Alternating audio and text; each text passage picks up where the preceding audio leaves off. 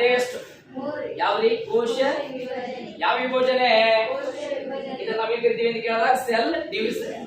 ಹಾಗಾಗಿ ಕೋಶ ವಿಭಜನೆ ಅಂದರೆ ಏನು ಅಂತ ತೆಗೆದುಕೊಂಡಾಗ ಒಂದು ಪ್ರೌಢ ಕೋಶವು 2 ಅಥವಾ 2ಕ್ಕಿಂತ ಹೆಚ್ಚು ಮರಿಕೋಶಗಳಿಗೆ ಜನ್ಮ ನೀಡುವುದನ್ನು ನಾವೇನ್ ಕರಿತೀವಿ ಅಂತ ಕೇಳಿದಾಗ ಕೋಶ ವಿಭಜನೆ ಅಂತ ಕರಿತೀವಿ. ಯಾವ ವಿಭಜನೆ?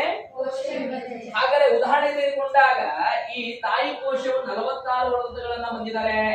ಇಲ್ಲಿ ತಾಯಿ ಕೋಶದ ಎಷ್ಟು ಅಂತ ಕೇಳಿದಾಗ 2 ಮರಿಕೋಶಗಳಿಗೆ ಜನ್ಮ ನೀಡುವುದಕ್ಕೆ ನಾವೇನ್ ಕರಿತೀವಿ ಅಂತ ಕೇಳಿದಾಗ ಕೋಶ ವಿಭಜನೆ ಅಂತ ಕರಿತೀವಿ. ಯಾವ ವಿಭಜನೆ? ಹಾಗಾದ್ರೆ ಈ ತಾಯಿ ಕೋಶ ವಿಭಜನೆ ಆಗುವ ಪೂರ್ವದಲ್ಲಿ ಏನ್ ಬೀಳುತ್ತೆ ಅಂತ ಕೇಳಿದಾಗ ಸಿದ್ಧತಾ ಬೀಳುತ್ತೆ. ಅದನ್ನ ಇಂಟರ್ಫೇಸ್ ಅಥವಾ ಸಿದ್ಧತಾ ಹಂತ ಅಂತ ಕರೀತಾರೆ. ಎಷ್ಟು ಸಮಯ ತೆಗೆದುಕೊಳ್ಳುತ್ತದೆ ಇದು ಅಂತ ಕೇಳಿದಾಗ 23 ಗಂಟೆ. ಅದರಲ್ಲಿ ಯಾವ್ಯಾವ ಬರ್ತಾವ ಅಂತ ಕೇಳಿದಾಗ G1 face, S face, G2 face. ಅತಿ ಹೆಚ್ಚು ಸಮಯ ತೆಗೆದುಕೊಳ್ಳುವುದು G1 ಫೇಸ್.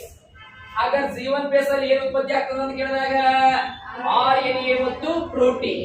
RNA ಮತ್ತು ಅತಿ ಹೆಚ್ಚು ಸಮಯ ತೆಗೆದುಕೊಳ್ಳುವ ಹಂತ ಯಾವುದು ಅಂತ ಕೇಳಿದಾಗ G1 ಫೇಸ್.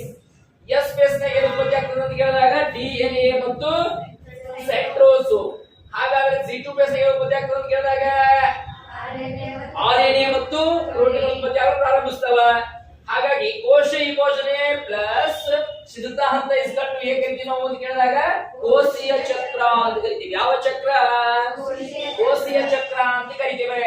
ಹಾಗಾದ್ರೆ ಇಲ್ಲಿ ನೋಡಿ ಕೋಶ ವಿಭಜನೆಯಲ್ಲಿ 2 ಪ್ರಕ್ರಿಯೆಗಳು ನಡೀತಾವೆ. ಒಂದು ಏನು ಅಂತ ಕೇಳಿದಾಗ ಕೈರೋಕೈನೋಸಿಸ್, ಇನ್ನೊಂದು ಸೈಟೋಕೈನೋಸಿಸ್. ಕೈರೋಕೈನೋಸಿಸ್ ಇಲ್ಲಿ ವಿಭಜನೆ ಆಗುವುದನ್ನು ನಾವು ಕರಿತೀವಿ. ನೋಡಿ ಇಲ್ಲಿ ಕೋಶ ವಿಭಜನೆ ಆಗುವುದನ್ನ ಕೈರೋಕೈನೋಸಿಸ್ ಕರಿತೀವಿ. ಎಷ್ಟು ಉಪಾಂತಗಳದಾವ ಅಂತ ಕೇಳಿದಾಗ ಅಲ್ಲಿ 4 ಅದಾವ. ಯಾವುವು? Prophase, metaphase, anaphase, telophase. ಈ ಟೆಲೋಫೇಸ್ ಮುಗಿದ ಕೂಡಲೇ ಪ್ರಾರಂಭ ಆಗುವ ಹಂತಕ್ಕೆ ಕರೆದಿವಿ ನಾವು ಅಂತ ಕೇಳಿದಾಗ ಸೈಟೋಕೈನೋಸಿಸ್. ಯಾವ ಹೆಸರೇ? ಸೈಟೋಕೈನೋಸಿಸ್. ಕೋಶ ವಿಭಜನೆಯ ಕೋಶ ಕೇಂದ್ರದಲ್ಲಿ ಮತ್ತೆ 3 ವಿಧಗಳದ. ಒಂದನೇದು ಯಾವುದು ಅಂತ ಕೇಳಿದಾಗ ಅಮೈಟಾಸಿಸ್, ಮೈಟಾಸಿಸ್, ಮಿಯಾಸಿಸ್. ಹಾಗಾದ್ರೆ ಮೈಟಾಸಿಸ್ ಒಳಗೆ ಎಷ್ಟು ಉಪಾಂತಗಳದಾವ ಅಂತ ಕೇಳಿದಾಗ 4 ಅದಾವ. ಯಾವ್ಯಾವ್ರಿ? Prophase, metaphase, anaphase, telophase. ಹಾಗಾದ್ರೆ ಮಿಯಾಸಿಸ್ ಒಳಗೆ ಎಷ್ಟು ಉಪಾಂತಗಳದಾವ ಅಂತ ಕೇಳಿದಾಗ ಅಲ್ಲಿ 4 ಅದಾವ. ಎಷ್ಟು ಬಾರಿ ವಿಭಜನೆ ಆಗ್ತದೆ ಅಂತ ಕೇಳಿದಾಗ 2 ಬಾರಿ. ಅದಕ್ಕೆ ಕರೆಯುವಾಗ ಪ್ರೊಫೇಸ್ 1, ಮೆಟಾಫೇಸ್ 1, ಅನಾಫೇಸ್ 1, ಟೆಲೋಫೇಸ್ 1. ಅದೇ ರೀತಿಯಾಗಿ ಮಿಯಾಸಿಸ್ ನಾಗ 2, ಪ್ರೊಫೇಸ್ 2, ಮೆಟಾಫೇಸ್ 2, ಅನಾಫೇಸ್ 2, ಟೆಲೋಫೇಸ್ 2 ಅಂತ ನೋಡ್ತೀವಿ. ಇದು ಏನು ಅಂತ ಕೇಳಿದ್ರೆ ಕೋಶ ವಿಭಜನೆಯ ಒಂದು ನೋಟ ಅಂತ. ಎಷ್ಟು ನೋಟ?